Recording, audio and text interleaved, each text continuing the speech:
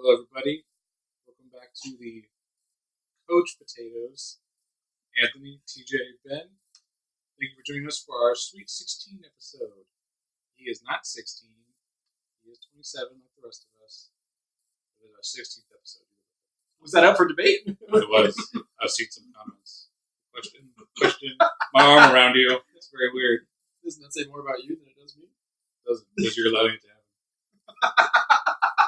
We do this every single week and you haven't said anything. So that's wrong. You've said something every single time. So. I've welcomed it. Anyways, welcome. We're going to talk about NBA, our Bulls, and then NFL. Stop saying it like that. It's Bulls. Bulls? Bulls? Our Bulls? Bulls? Bulls? Pick our Bulls? All right.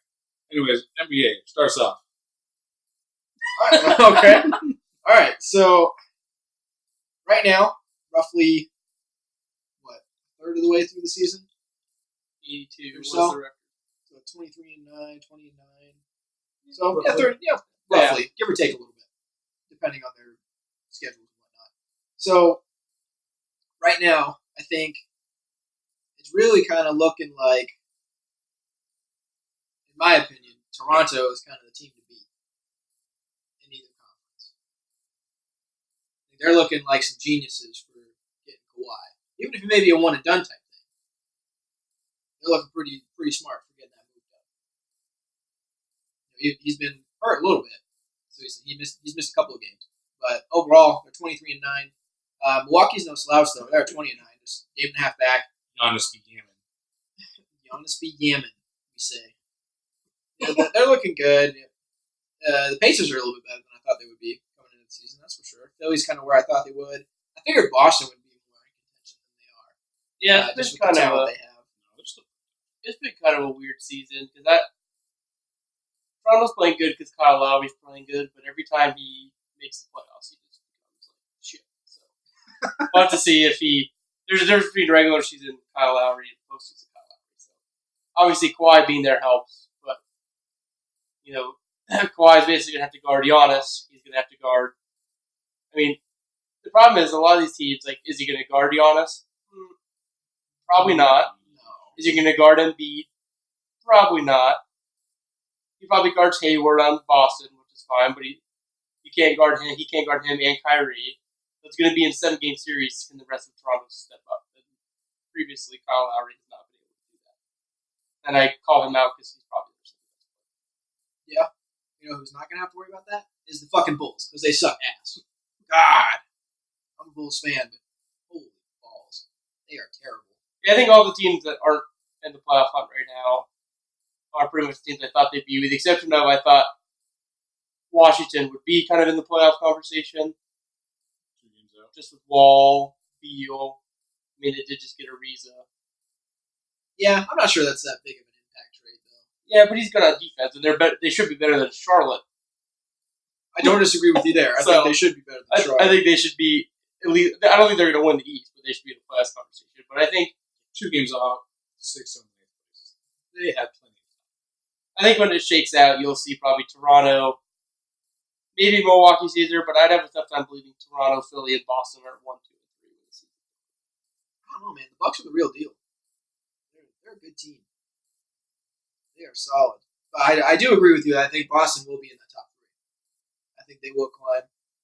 I could see Philly staying in the 4 spot, honestly. I think right now I would see Indy and Boston kind of flip-flop. Indy drop to the 5. Boston go to the 3. If not, I think the top 3 spots may fluctuate a little bit. But I think the combination of those 3 teams, Toronto, Milwaukee, and Boston, will be the top 3. Looking at the West. I fairly agree. Yeah, I do fairly agree. Oddly enough, the Nuggets are top seed. By slight percentage points, but they're ahead of Golden State. The Nuggets are the biggest surprise. 1,000%. But if it wasn't for the Nuggets, I think the Lakers in 4th would be the next biggest surprise. I think everyone thought the Lakers would be good. Rather surprised. I agree with Ben because I think most people probably thought they would get in as like a 6 or 7. Yeah, maybe. I think they'd make the playoffs. I didn't think they'd be a 4. Yeah. I mean, but then you've got teams down here that were you've got Houston, San Antonio, New Orleans, and Utah, who, if I'm not mistaken, all four of those teams made the playoffs last year. And none of them are currently in the playoffs. I think Houston is the biggest shock as far as not even being in the fucking playoffs at the moment. Not for me, because they signed Carmelo. He's just a team cancer. Yeah, but he didn't even play like a game. They got rid of him. Doesn't matter. He was just on the roster for just a minute. Your team is just going to be shit for a decade. What'd you say? San Antonio got rid of Kawhi, so I feel like that fall off was kind of anticipated. New Orleans just doesn't have enough weapons around Davis, which is the problem. And yeah, I agree with you. Utah just kind of fell off, and I don't know what happened to them. And Phoenix just sucks. So we're not.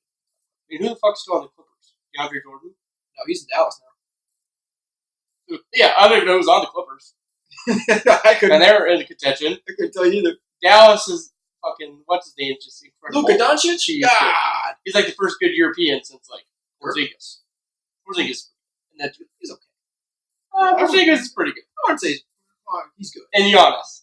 Well, let's put it this way. Normal Europeans do not pan out. I'm like the number one believer. Don't draft the Europeans. Who? Greece considered European? In Europe, yes. Is it? I'm pretty sure Greece is In the Mediterranean. Big no. Okay, regardless, international players normally do not pan out. But Doncic has looked pretty good. He has. He's definitely looked good. So, I don't know. The West will be interesting. I still think we're all kidding ourselves. We don't think it's Golden State's conference to win. I agree with you. I think Golden State is still going to, is still obviously the heavy favorite. I think OKC is definitely a team to watch. The Lakers are kind of putting some stuff together, starting to figure some stuff out. Chandler was. The key's going to be is that the way I see it this way is that even when LeBron was on the Cavs last year, I get it that they didn't win a game in the series. They should have won game one if J.R. Smith wasn't just Fucking idiot. basically. So they should have won a game. But regardless, even with LeBron, so if I look at that team and you're starting J.R. Smith, Corver, Tristan Thompson, and I don't even know who the other fucking guy they were starting was, just a nobody. Nobody on that team except for Tristan Thompson, and even he's not that great of a defender. Like Kyle Korver's not stopping anyone on defense. J.R. Smith's not stopping anyone on defense. Yeah, Kevin Love. So who's also just a notoriously bad defender. So, I mean, Tristan Thompson is a defender. Now you've got a team with Tyson Chandler. Lonzo Ball plays pretty good defense. Kuzma plays hard. Like, you've got guys on the team that can play defense. The question is, can they score enough to beat Golden State? I actually think the Lakers team, although they're playing in the West, which is a harder conference, I think this Lakers team this year is better than the Cavs team last year that played the Warriors. Which is why I thought going into the year, if they played the Warriors, they would have a better chance. Not saying they're going to win, but they'll play a lot better defense. Lonzo Ball can guard Curry because of Lonzo Ball has size on Curry. LeBron could only guard Durant, and Durant's going to get his 30 no matter who guards him. Right. That's just the way it is. So you need to stop somewhere else. But when you have Kyle Korver trying to guard Klay Thompson, it's not going to happen. No, I agree. I do agree with you that I think this Laker team is better than the Cavs team of last year. I think the big thing is going to be, can the Lakers rebound? Honestly, I think that's what it's going to come down to for them. Because if they can keep teams like Golden State and OKC off the glass, prevent them from getting some offensive rebounds, and just maintain some possession and play at least somewhat decent defense, they play hard enough where I think they will compete, and they have fucking LeBron. So he can keep you in the game because he creates so much space on the floor for these guys to just have open looks all over the place. That's where you see people like Lonzo Ball, they're starting to drop 15 to 20 a game as opposed to 10 he was dropping last season. So he just creates all types of lanes. When you have somebody like that who can just attract all that attention, it makes you a contender because everybody has to pay attention to you. The problem is that the one weakness Golden State has is that it's that Draymond's not a great shooter. So on offense, teams are going to live and die with what they're going to say, make Draymond beat us. And they're going to try to stop everyone and make Draymond hit a three to beat you. And it works sometimes. A lot of times it's just, their team just so loaded that it doesn't really matter. But if LeBron and Durant's a wash, I didn't even mention Lance Stevenson, and who all in the playoffs always finds a way to frustrate people. I mean, he guarded LeBron, some of the best we've seen him besides Kawhi, in the playoffs. So when you have a guy like Stevenson who'll probably get a lot of minutes in the playoffs guarding someone like Klay, and then you've got Ball and Kuzma that can guard someone like Steph. And then I think Tyson Chandler and what the Warriors still have to be on McGee. No. Yeah, pretty sure he went to LA. Yeah. There's this. Oh, they're gonna have DeMarcus Cousins. So Yeah. you're gonna have two guys, McGee and Tyson Chandler, while they're not as offensively gifted as Cousins will be when he gets there. They're all both very good on defense. You're gonna have a lot Those more are defensive rebounders right help. there. Yep. So we'll see what happens. I still think it's the Warriors. Warriors playing the Raptors is probably how it's going to be. At least that's the way it looks right now. Despite the same things to me, but I kind of like the Lakers team. I'm not really sold on the Nuggets just yet, despite their record. I agree. Though to be completely honest, I'm not entirely sold on the Lakers as of yet either. I just agree that they've improved vastly. Yeah, but the difference is the Lakers have LeBron versus Denver has like Jamal Murray. So it's like you have like a guy who's like done it multiple times versus a team that's just kind of playing really well right now who hasn't really done it before. Fair. TJ's point though, didn't the Lakers lose to Hardenless Rockets? No, Harden played the other night. It was like 2 nights ago.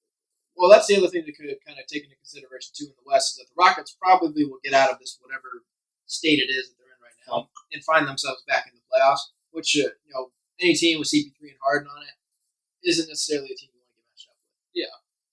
So I think the West is going to be very interesting with the rise of kind of some surprise teams like Denver. Dallas is now in the talks. They've got some good players around him. Dirk's back. Obviously, his minutes are limited because he's getting up there, but he's still a potent scorer. And then you've just got the solid teams like OKC, Portland, and this now rejuvenated Lakers side. I think the West is going to be it's going to be a fucking gauntlet to get through it. Yeah. We'll see what happens. We'll see what happens at the deadline too, because there could be a lot of people that didn't realize that didn't think they're going to be where they're at. Let's see what moves happen. Yeah, I'm sure teams like Charlotte are. We doing in the playoffs. What are you talking about? We're garbage. What? Well, they're in the East. Well, yeah. I mean, that's the thing. So they're in the West, in the top 8 spots. There's not a single team with a losing record. Whereas the East, the bottom 3 teams. Okay, Detroit's 500, but 7 and 8 spot are both sub 500 teams right now. So, that's been kind of in the talk of the NBA for quite some time now. Really since probably the early 2000s, honestly, that the East is fucking crap, and the West is just absolutely shitty to go through. And right now, the teams in the East aren't really helping that stereotype. So they're not. But what's good is it's very top heavy in those. Yeah. Pretty much those 5 teams that you just mentioned. Yeah, Toronto, Milwaukee, Indiana. Philly and Boston. It's very top heavy, and just those 5, the rest of the conference can go away.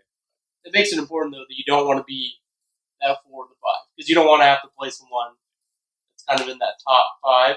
Right. Like you'd rather be in the top 3 and play like in Orlando or Charlotte. Not that Orlando's playing bad, but Aaron Gordon's probably their best player. They don't have the greatest team right now. Like you'd rather play them. You'd rather play Detroit with Blake Griffin or Charlotte at this point than you'd rather be Philly playing Boston in the opening round. Yeah, I mean that's pretty shitty to think that you could have the way things ended today. You could have 2 probably going into the season where we're considered the 2 favorites, possibly going into it. Maybe Toronto's in that conversation, but didn't they play each other last year before, and then Boston advanced to the Cavs and then lost? It's like they're a good series, and Boston has Hayward again. Kyrie's looking good now that he's playing. He's basically a fucking SportsCenter top 10 player every time he plays now. Yeah, putting somebody on skates. So I think Boston's just trying to figure out because they played so many guys last year that they weren't supposed to play. Yeah. So I think at the beginning of the year they were just trying to figure out, right, how do we play everyone that we know is good? Because now Rozier has to play. Jaylen Brown has to play. Those guys are good. You can't just not play them anymore now that Hayward and Kyrie are back. Right. What's the other kid they have? Tatum? Tatum, yeah, he starts. Yeah, he's a monster. So, right.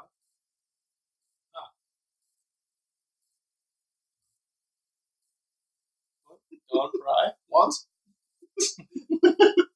Shout out, Old Alcon Mall restaurant.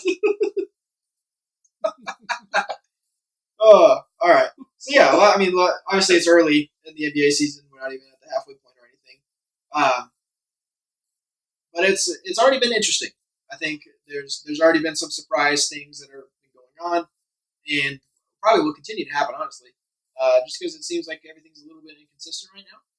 So even teams like the Warriors and Toronto already approaching that kind of that double-digit loss marker, which as past few years has definitely been something that's been reached a bit further down the road. So yeah, I don't think that the league is as straightforward this year as it has been in years past, which is good. I personally prefer it that way. I like to see a little bit more even spread of the competitiveness in the league. I've been pretty vocal about it on the previous episodes where we talk about these super teams getting formed and the superstars going to certain locations to team up with each other to just make a run at a title. Like losing to Brooklyn by 7. We should just write their season off. They're done. I'm just saying that just speaks to their inconsistency. But Yeah, no, I agree. It's get Anthony Davis, you going all the way. God, whoever lands him when he leaves New Orleans, fuck. He has no reason to. If- Exposure, LeBron. Yeah, if LeBron's smart, he's literally just texting him, sliding into his DMs, doing whatever Oh yeah. every fucking day. Why don't you come sit here right here? Over here. He's got to be just lobbying so hard to get somebody like Anthony Davis in there. Just a huge body, guy that's so athletic. God, that'd be a matchup nightmare. Get him out there. The West would just Jesus. I don't even know if there'd be a team you want to play in the Western Conference. It'd be hilarious. Outside of Phoenix. They got Draymond. Just so Draymond can spite. Because he just hates Durant, but I'm sorry, no one's going to take Draymond's side over Durant's. Oh, no. No, yeah, Durant's your money man. So, no, Steph is technically your biggest money man. But, yeah. Agreed. I think it's still his team. That will never change. But, when you got a big guy like Durant who can go up against any person in the league, take him on. He's getting more of the spotlight now. Yep, I agree. All right, so we'll move forward. Bulls. Our Bulls. So, Bull season is here. It is Bull Mania, I think is what ESPN has got it labeled as. Stop saying Bull. Bulls mean you. God.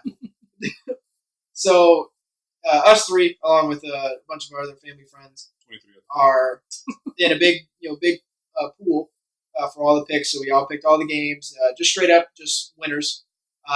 Is there no heavier points for the games down the line? It's literally just one. No, it's not weighted or anything. It's just straight up win-loss record. That could be in the future if we get more people, but right now we've never had a tie before. So we never had to use the points because there's just so many. The chances of tying is just As of now, if you've listened to our episodes ever before, and you were curious as far as who would possibly have the worst record thus far, it is easily Bill. He is in dead last as far as us three. No surprise, I'm first. He's dead last. Yeah. 2-4. 26 people? Yeah. God, you're bad. You're dead last. That's not 2-4. All the first 4 games to finish, he went 0-4 in those games. So I never heard of those colleges. You're 2-4. I'm 4-2. TJ's 5-1 going into the game. And UAB is up big right now. That's the game currently going on.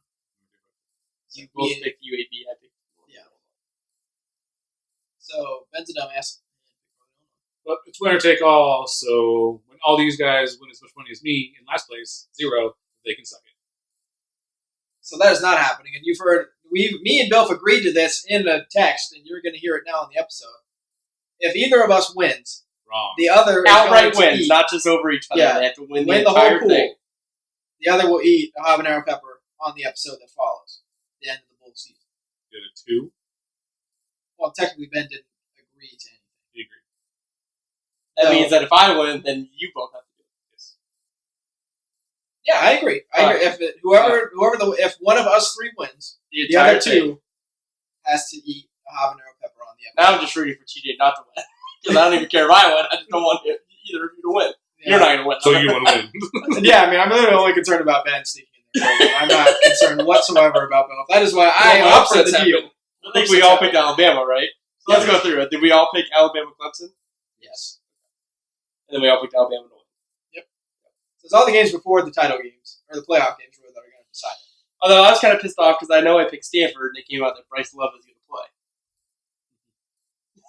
I don't know if you guys picked Stanford as well. I did pick Stanford. But he's entering the draft and not going to play in the bowl game. Well, fuck you, I think they're playing Michigan State. Get your money, son. That's not good. But, yeah, again, we have nothing to worry about with Bill.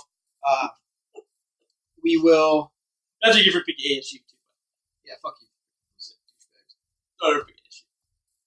Okay, well, And that was just a dumb pick. You didn't win that one. I do win. Already over, so how are you going to win it? Oh, they lost? Yes! Yeah, they played the other day. That was one of the first 4 games There's you too many lost. Bulls to look after. I'm not going to Stop watch saying it. Bulls! 3 Bulls. When came over, are you watching the game? Although I did hear on Shark Tank. the radio, we didn't even talk about this before, it sparked my memory, that there's talk now, because the Big Ten's all pissed off, because of course the Big Ten team didn't make the playoff. So there's talk now. There's talk now that the Big Ten is pushing heavily for it to be changed to 8 teams as soon as, not next season, but the season after. And the proposed that I heard when they were talking about on the radio was that it would be 8 teams, and it would be kind of what we talked about before on the podcast, what I brought up, which is Power 5, the winners would automatically be in, and they would be seeded 1 through, so just so we can run through it and keep it all together. Originally, when I brought it up, I said that they should be the Power 5 are in, then you get 3 at-larges, and then you could place them in any order you want. That way, if the Pac-12 winner was the worst team, you could put them in 8, I don't care, but they deserve to be in. The way it was proposed, and I heard on the radio, was that it would be the Power 5, and they would be 1 through 5. So the worst Power 5 would be at worst 5. Then you would have number 6 seed would be the best team that's not a Power 5 school. So, for example, it would be UCF. Not Power 5. So UCF would be the 6, basically. Because it'd be a non-Power 5 conference, the best team. It'd be like your Boise States, your Utahs before that, teams that weren't in a Power 5 that were just dominant going undefeated all the time. That would be number 6, and then you would have 2 at-larges at 7 and 8. It's better than the 4, and I would take it. The only thing that would suck about that is that if you do it in that order, a lot of times I think you would have Big Ten. So my opinion would be this. Chances are the at-large, one of them every year is going to be SEC. The winner of each division SEC is probably going to get in. Because one's going to be the SEC winner, and the other one's normally like Georgia, and they also deserve to be in, as if we go to 8 teams. The problem with if you force them to be 7 and 8 is that there's a chance they're going to play each other again right away. Like if Georgia would have been 8 and Alabama was 1, because you have to put 1 through 5 as the Power 5, 6 is this one, and then let's say whatever you put Michigan at 7 and Georgia at 8. Then you've got Ohio State probably Ohio State could possibly be 2 playing Michigan at 7, and then you've got conferences playing each other again. How would for Notre Dame? Notre Dame would technically be the 6. They would consider be the 6. Well, that completely just takes out that thing. Not that they're going to be good forever. But that completely cancels out UCF's. UCF could be 7. So the way it would have worked this year is that it probably would have been Bama 1, Clemson 2, Oklahoma would have been 3 because they won the Big 12. What conference am I missing? I know what's the 5th one. Big 12, Big 10, SEC, ACC. So it probably would have been Ohio State before Washington, right? It probably would have been Alabama, Clemson, Oklahoma, Ohio State, Washington 5. And then 6 you would have Notre Dame. So you would have basically had Ohio State playing Washington, which we're actually already getting, which would have been the 4 and the 5. Then you would have had Oklahoma at the 3 playing the 6 Notre Dame. Then you would have had Clemson at the 2 playing the 7, probably UCF. Then you would have Alabama at the 1 playing 8 Georgia. Well, I think now probably have Georgia seeded. If you're going to go with the at-larges as far as just seeding them as far as who's better, I think they would probably flip that order. Georgia would be 7. I guarantee you there is one on the team. Because one of the 2 at-larges is now you're again going to fight for this team has the same record as this team, but this team is not a doo-doo conference. We're going with that team. You're still going to have that problem. Well, the UCFs of the world are still going to get fucked over, especially with Notre Dame. So long as they keep their schedule the way it is, yes, they will. I mean, they have a slightly better chance with that proposed, but it's still. To be honest, though, this is the first time in a while where two non-Big 5 conference teams have gone undefeated. Right. It just happened to be Notre Dame UCF went undefeated this year. That hasn't. I couldn't tell you the last time that two teams like that went undefeated that deserve to be in. Regardless, the argument's always people why change it because people are so to be upset. Like number 9 is gonna be pissed off. Everyone's gonna be in the college basketball. The 69th team that doesn't get in is pissed off. So it's still the best way to do it because you settle on the field instead of not in a room with fucking Condoleezza Rice because the teams that are playing each other. She's too busy being the Browns coach. He's got other matters to attend to. So I think 8 is the right way to do it, but I would prefer personally that you pick the 8 teams. 5 of them have to be the conference winners, 3 at larges, and then see them however you want. Because I don't want to see Alabama play Georgia again right after they probably just played in the SEC title game. Right. Well, I agree. I think you keep the mantra the same. 8 best. Correct. 8 best, and then you see them however the fuck you want, but 5 of the 8 have to be the conference winners. So if Washington's not a top 8 team, probably on paper, which they're not, but they won the Pac-12, put them in 8. I don't care. But if you win your conference, we need to make winning your conference mean something. Would you take out? How would you have conference winners? I just see because they already added the conference game, championship game. Yep. Then once you add this structure, now you have a lot of players who are going to pull what I forgot his name, Stanford. Bryce Love. Yeah, you're going to have a lot of players doing that. I don't know if they're going to be like, "Fuck no, I'm not taking part of that." Yeah, but I don't know if people do that if you're playing for a national title. I think people do that when you're playing for a bowl game that doesn't matter. Like why is Kiki O'Hare? Why is he playing in the Las Vegas Bowl to win like a fake poker chip keychain and risking his draft stock? But if you're playing for a national title, then you probably play. Well, so what if it would be? What if hypothetically Georgia wins against Alabama? Alabama becomes one of your lower seeds, and now they play one of the conference champions. And some of them are NFL bound. Why would they put themselves through 2 more games? It's their choice. I don't care. It doesn't matter to me about the players. So the problem is that I don't think the players are complaining. Like the complaints aren't coming. Oh, we're playing too many games. The complaints are coming of why aren't we in? Right. Well, to your point, I don't think Bama probably wouldn't be a good example there because I think if you take the system as far as how I think all of us agree it should be, whereas if you're going to move it to 8, keep the message the same as far as we just want the 8 best teams. We'll seed them accordingly. Even if Bama loses to Georgia, I think they're still going to find themselves in the top 4 of that seeding because you're just saying, okay, who's the 8 best teams? Or if you structure it the best team, not conference 5. Right? Yeah, it's not conference. That's what we were saying. We don't want. I don't want the conference 5 as the top 5. Yeah. Don't reward Washington for winning a straight conference. You reward them by letting them get in, and if they happen to be the 8th seed and they play number 1 Alabama and they win, great. But you're not getting an easier game just because you won a shitty conference. Yeah, you'll get in, but you're going to play a tough game. That's just how it's going to go. Right. And I think at that point you can get the matchups how you want because no one wants to see Alabama play Ohio State the first game. No one wants to see Alabama play Georgia the first game. Right. But if Washington happens to beat Alabama, you could say, "Oh, you had your shot." This year's extra interest to Heisman stolen from his hands. It's different when there's only 4. But if Alabama has to play 3 games to win the title, you don't want them playing their toughest competition their first game. Right. To be honest with you, they played their toughest competition last week or 2 weeks ago. They're not going to face a tougher team, I don't think, in the playoff. I don't disagree with that. The other thing I heard was that they're also putting on the board a 16 team, which is what would happen is you would either get rid of one non-conference game, which I'm not a huge fan of, unless you force people to not schedule dumps. Like Alabama playing Citadel and us playing Stephen F. Austin and all that other crap. Or they said that you could do 16, and basically what you would do is you play the first game this week. Like the bowl games just started this past Saturday. The round of 16 would be then. You would go down to 8. You would play 8 the week right after. So it would be this Saturday coming up, right before Christmas. Then you would skip a week, and then you would play 4, technically when the national title game is being played on that Saturday. So I guess the title game's on Monday, so I think you play it on Saturday. And then the following Saturday, so you go 1 week later, you play 1. 16 just seems a lot. Yeah, I think 8 for football, but I think 8. Yeah.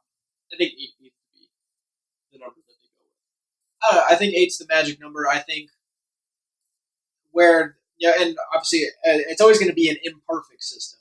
I think try to make it minimize the aggravations as much as you can. I think where we'll run into some questions or at least some debate is basically the algorithm you're going to use to seed the teams. Because even assuming we went to 8 this year, you had teams at 4, 5, and 6 that you could basically interchange in all 3 spots, and you can make a legit case for either one to be in any seed. How do you do that? Yeah, I think so. I think that's another argument, but I think the biggest argument, the loudest one, is why didn't we get in? If we solved that, you could kind of hit every other argument. Well, at least you got in. I mean, you got a chance. Like, you can't bitch anymore. Like, we're giving you a chance.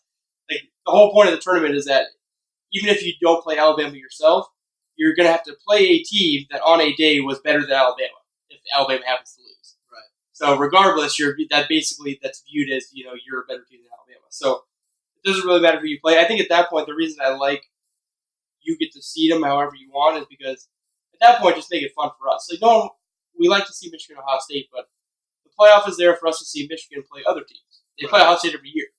I don't want to see Alabama play Georgia unless they're forced to play each other. Right. Make Alabama play another team that they don't play every year. Right. I think you can bring some human element in it saying, hey, you're in, but I'm not scheduling you against Georgia. You just played them a week ago. It's not going to happen. Right. So we'll see. I hope that they don't make it. I hope they go to 8. I just hope there's a little less structure than the way it sounds like they want to do right now. You know what? If they went to 8, I just thought of this. I would only support that is if they added. I don't want them to take bowls away from other teams. You want them to add more bowl games to what's already happening. But now you're going to take away bowls so that you can have those games. Or unless they just play them just a game, it doesn't have to be a bowl. But if they do make them bowl games like they do the playoffs now, you're going to take away 4 more spots from other teams. So pretty much all those dumps, those first teams we picked, those are gone, and everyone's being moved down. Is that a bad thing? So not necessarily, because I think so, because now UVA is never going to make a fucking bowl now. No, because what happens is this: is that so right now they have with the 4, there's essentially 3 games, right? So they always make the 2 semifinal games are either the cotton, the orange, the rose, the sugar. Fiesta. They always make 2 of those games, 2 of those 5. And then they just have the national title game now. So you have 5 of those major bowls. Then if you go to an 8-team one, right, then you just make 4 of those are the first round. 1 of those is a semifinal. And then you just come up with another bowl that you move into the semifinal. And then you still have the national title. I don't think it takes bowls away because Ohio State, Washington, who's the current Rose Bowl, would be in it this year. That would just still be the Rose Bowl. So it wouldn't be taking ball away. They just that game would also have a chance to advance in the tournament. Right. All those games are still teams that probably would have been in the game. So I think that's the way it makes sense. So technically you would add 1 bowl, or you would move a bowl up to be that higher level, and then you could rotate which one's the semifinal, all the time like they do now. So I'm fine. I think we all agree there needs to be some change. I think 8 is right. I think conference champions that needs to matter. It does. It really does. How cool would that have been? We've been a team like us who could have thought, up until the last couple of games, we had a sliver of a chance. We could have snuck in, got a Pac-12 title, and then get just kind of thrown into the mix. Never just playing Alabama, get shit on 50. Yeah, we'll probably lose. I would go to that game. Yeah, it would make it more entertaining. I think we could recreate kind of that feeling of the original, kind of bowl upset of the century with Boise State, Oklahoma, when they had that shootout. Yeah, it's because we gave that underdog a shot at them, and it happened. So yeah, I agree. I think we need some expansion. I don't think there would have been any debate there. Who's State? Fucking shit ass Arizona. That's just it. Yeah. So we'll keep you guys updated on the bowl games, especially when they get to the more prominent bowl games, and then we'll let you know Bill's record as we go through. The loss number will just continue. So moving on. The dollar amounts are 000. Okay. Moving on to another bowl, the Pro Bowl. Pro Bowl. Professional bowl. The picks came out today, so I'm going to run through them, and then we'll get Bill and TJ's opinions on these. So AFC first.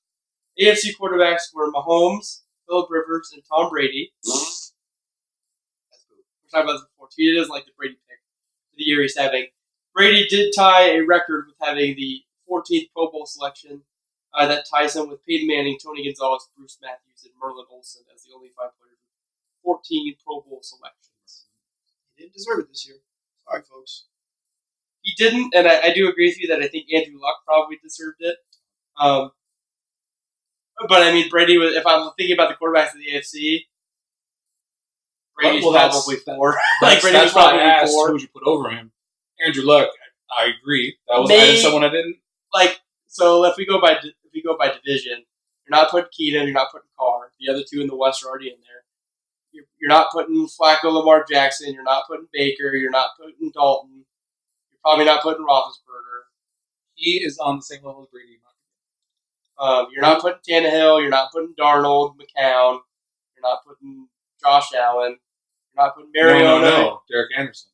You're not putting Mariota. You're not putting Bortles, Kessler, maybe Deshaun Watson. But I think Luck would have been the only other one. I think Brady probably just got it as the Incumbent. popular. Yeah, the incumbent ceremonial pick is really all that was. I don't think So that being said, I don't think he's much farther than 4. Like he would. I agree with you. I mean, he's he's okay.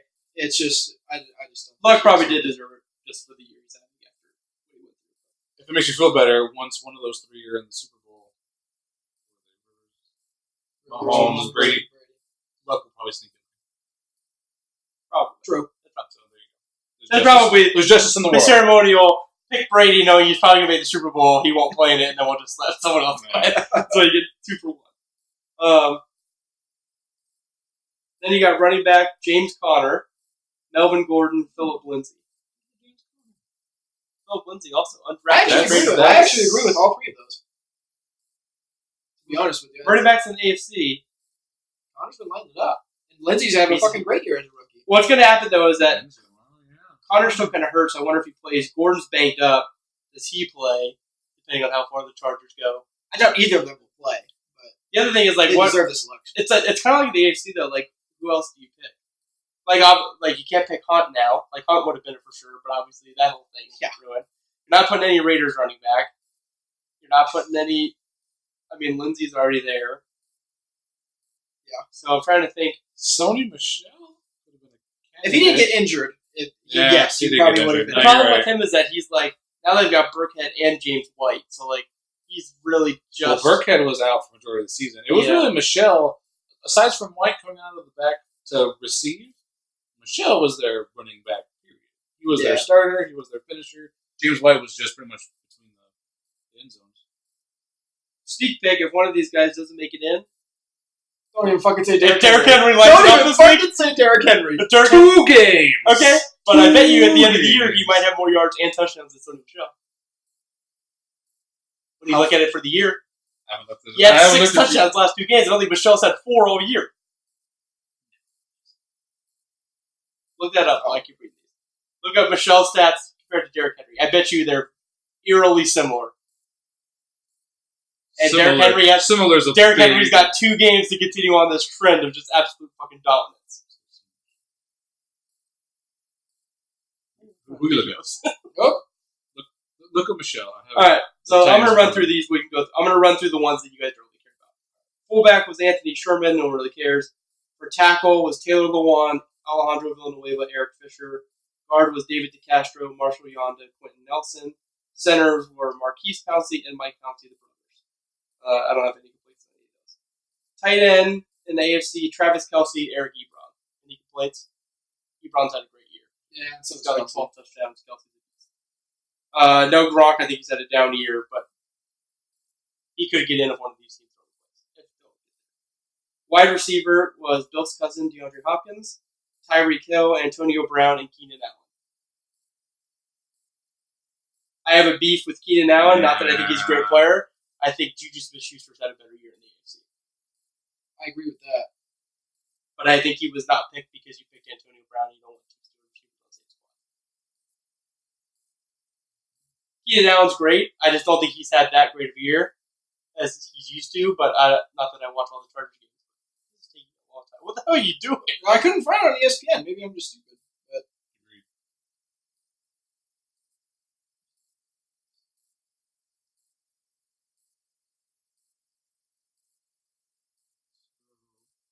Derrick Henry has 177 attempts, 765 yards, 5 touchdowns. Derrick Henry has 882 rushing yards, 11 rushing touchdowns. Bang. Derrick Henry's thinking it on it right now. One of those guys. He does not. I agree. He's had like the two greatest. He's basically had the best 2 weeks in fantasy football playoff history since Jamal Charles lit it up in 2010. You know why he's not going to make it? Because the Pro Bowl votes were before these 2 games when he was good. That's and true. The rest of them was when he was double. That's true, but when they pick the subs, it's based off the end of the year.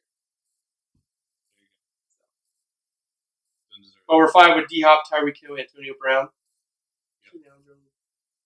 Yeah, Keenan Allen. Let's see who else. AJ Green's injured. Ravens got nothing. Yeah. I'd like to see T.Y. Hilton's numbers. With Luck coming back. Yeah, Hilton's been lining it up. I was like, I'll do it. No. He was just saying he wants to see before and after. Yeah, I'm not. But T.Y. Hilton could be close. All right, defensive end, no surprise here. You got J.J. Watt, Myles Garrett, Melvin Ingram. Interior lineman, you got Geno Atkins, Jarrell Casey, Cameron Hayward. Outside linebacker, Von Miller, Jadeveon Clowney, and D. Ford. Inside Jadeveon's a line. They consider him, yeah, because they play a 3-4. Inside linebacker, C.J. Mosley, Benardrick McKinney. And at corner, you got Xavier Howard, Jalen Ramsey, Stephon Gilmore, and Denzel Ward. Ramsey got a Pro Bowl selection this year? He's still a beast. He might be the best corner. I know you guys don't like this trash talk. He's the best corner. How is he not the best corner of the game? Is he leading the league in interception? That's not the whole point of the corner. Oh, sorry. He's not. Oh, there's someone on the Bears? Is that Kyle Fuller, yes. The difference is that Kyle Fuller is getting picks when just Khalil Mack just hitting quarterback repeatedly. Like, nope. Can't blame the player for having good players around him. Okay, but it's not best player with good players around them. It's the best interval quarter. You're telling me that if the Bears had a chance to get Jalen Ramsey or Kyle Fuller for the same money, you'd want to get Kyle Fuller? Based on what he's done this year, yeah. I want Kyle Fuller. Jalen Ramsey's been corner. Kyle Fuller was one of the top interception leaders last season. Is he the one that has trouble catching the ball? Yes, he does. That is the one. Yeah. That's all defensive backs. That's why they play defensive back. He can't catch. Still, come on. Ramsey deserves to be in the Pro Bowl. Yeah, if you like your team's defense, just sucking dick. Yeah, absolutely. Oh, I forgot. Just corners just lead teams at 0 points. Like, come on. Derwin James, Eric Weddle, and then Jamal Adams are the safeties. You've got Jason Myers, the kicker from the Jets. Brett Kern, the punter from the Titans, I think. Andre Roberts, return specialist, and special teamer is Adrian Phillips. NFC roster, you've got Drew Brees, Aaron Rodgers, and Jared Goff. I've got some beefs with this. What was that? I'm sorry? Goff and Rodgers both made the Pro Bowl, along with Drew Brees. Who else are you going to put over him? Dak sucks. No. Trubisky is not. I think Russell Wilson. I think Russell Wilson would be one I would put in there. Matt Ryan is having a down year. But Russell Wilson probably, I think, should deserve to be in there over Rodgers or Goff. Over Rodgers. It's about. To be fair, this was a bit. Yeah, exactly. If it was after the last 2 games that Goff has played, fuck no. But up until then, up until the whatever week it was when they played the Bears, his stats were fucking great. And then he's just choked big dick. All right, so running back, Alvin Kamara, Saquon Barkley, Ezekiel Elliott. Yep. Wait. Say those again? Alvin Kamara, Saquon Barkley, Ezekiel Elliott. Wait, there's no Todd Gurley? Thank you. I'm just kidding. He made it. I just want to see how this I was like, wait a minute. So it was actually Gurley, Barkley, and Elliott. Alvin Kamara did not. The only reason, I don't think what hurts him is. I think they're both good, but they split. Who was it, Barkley? I think Barkley you could potentially interchange with McCaffrey. That's true. McCaffrey's had a bomb ass year. So yeah, I think that one could be up for some debate. But they play a very similar role for each of their teams because Barkley's used a lot in the pass game as well. I mean, the NFC is just stacked with running backs. You've got those three. You've got McCaffrey and Kamara that didn't even make it, and I think both of them would be in the AFC, probably over Connor and Lindsey. As good as the years they've had, McCaffrey and Kamara have had better years than those two. They just happen to play in the NFC where there's. And you've got Kyle Juszczyk as the fullback. Your tackles, you got Tyron Smith, Taron Armstead, Trent Williams. Your guards, Zach Martin, Brandon Brooks. Really, Trey Tyron Turner. Smith? Mm-hmm. Is he another incumbent? Because that O-line has not looked good compared to previous years. Center, Alex Mack, and Max Unger, who just got hurt. Tight end, you got Bill's favorite, Zach Ertz, and George Kittle. Probably both. I don't even blame him. I blame Foles. Probably about I agree with those tight end picks. right. Wide receiver, you got Julio Jones, Michael Thomas, Adam Thielen, Devontae Adams. I'm not really complaining on either of those. Adam, even though the Packers blow, Adams numbers. I'm just Yeah, trying to run through. Thielen and Jones are like on record pace for yards. Yeah, Thielen and Jones. And Michael Thomas is a monster. Yeah. So, there's probably a guy that got Yeah, stubbed, but okay. these four deserve it Yeah, also. I So. agree with that. Then you've got defensive end Cameron Jordan, DeMarcus Lawrence, Danielle Hunter. Or Danielle, however you say it. Interior lineman Aaron Donald, Fletcher Cox, Akeem Hicks. Outside linebacker Khalil Mack, Ryan Kerrigan, Anthony Barr. Inside linebacker Kuechly and Bobby Wagner. Corner, you got Kyle Fuller, Patrick Peterson, Darius Slay, Byron Jones. Free safety is Eddie Jackson and Harrison Smith. Strong safety is Landon Collins. You got the kicker Aldrich Roses from the Giants. Punter is Michael Dixon. Return specialist is Tariq Cohen, and special teamer is Corey Littleton. What's I'm surprised the kid. Who were the inside linebackers again? Kuechly and Bobby Wagner. I am surprised that the kid from Dallas isn't in there. Van Der Esch? Van Der Esch isn't in there over Kuechly. I agree. Bobby Wagner should be in there because he's fucking lining it up this year. I don't know. Kuechly played. I feel like I think Kuechly's more of an incumbent. Third, I think Van Der Esch should be in. But Kuechly and Bobby Wagner, those are hard to knock off. I mean, to put it in perspective, the kid from the Colts is like leading the league in tackles, didn't make it for inside linebacker in the AFC. So. Yeah, that's pretty shitty. Yeah, I think with the year Van Der Esch was having, I feel like he should have gotten a shot in there. I think Leonard Floyd's not in there. he didn't start the whole year though, right? Because didn't he start Yeah, after he Sean didn't. Lee got hurt? So that's probably Yeah, that's probably the case. Oh, I mean, for the most part, I think they got most of them. So we'll see. I wonder if they're.